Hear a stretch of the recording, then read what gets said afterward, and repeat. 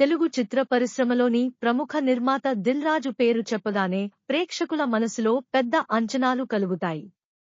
అయితే తాజాగా ఆయన పేరు వినిపించిన విషయమేనా? ఇది ఖచ్చితంగా ఆయన కొత్త సినిమా గురించి కాదు. ఇది ఐటీ అధికారుల దాడుల గురించి.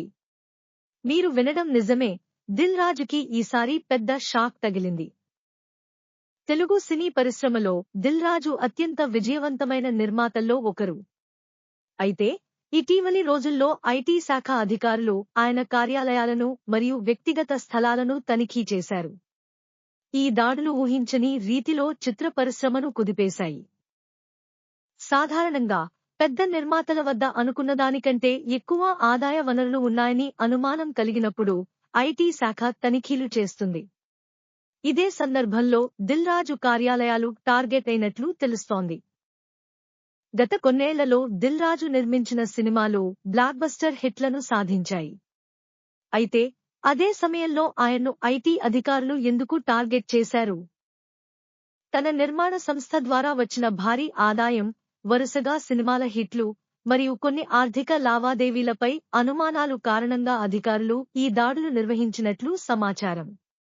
కొన్ని వందల కోట్లు తిరుగుతున్న ఈ నిర్మాణ సంస్థల లెక్కలు ఐటీ శాఖకు అనుమానం కలిగించాయి. ఐటీ అధికారులు దాడులు జరిపిన సమయంలో కొన్ని కీలక పత్రాలు, డాక్యుమెంట్లు స్వాధీనం చేసుకున్నట్లు తెలుస్తోంది.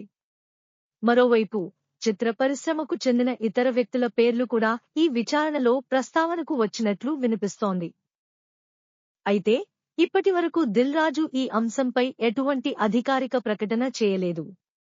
ఈ పరిణామాలు సినీ ప్రపంచానికి పెద్ద షాక్గా మారాయి. ఈ ఐటీ దాడులపై తెలుగు చిత్ర పరిశ్రమకు చెందిన పలువురు ప్రముఖులు తమ అభిప్రాయాలను వ్యక్తం చేస్తున్నారు. మరికొందరు ఇది దిల్ రాజు మీద నేరుగా అప్రతిష్ట కలిగించే ప్రయత్నమా అని ప్రశ్నిస్తున్నారు.